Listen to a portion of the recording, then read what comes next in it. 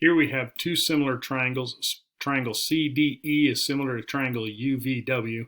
Remember, the way this is written is lining up some corresponding parts. When we say CDE and UVW, that is lining up our corresponding parts. So we need to pay attention to that when we are looking for, here's our missing side VW.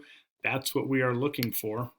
So as we are setting this up, we know because of the way this is written that segment CD here is corresponding to segment UV here.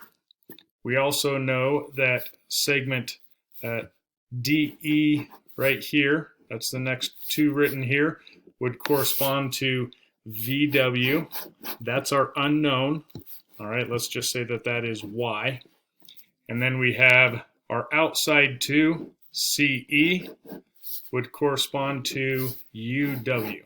So when we're setting this up, because of the sides we are given, we have the 11 corresponds to the 33, 7 corresponds to 21, and then the 10 corresponds to the Y. So we can set up a proportion, and we do have some options because of the information we have. Let's just go with 7 over 21. Those are corresponding parts. All right, I'm lining up those corresponding sides, and I have the ratio 7 over 21, and I started on the smaller triangle, so I'm going to start on the smaller triangle on this side as well, 10 over Y. Now, in solving this, cross multiply and then solve. So 7 times Y is equal to 21 times 10. That would be 210.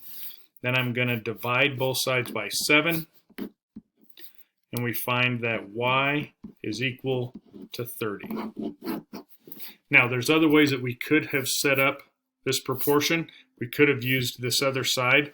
It would not change what our answer is as long as we're paying attention to those corresponding sides when we set up those proportions.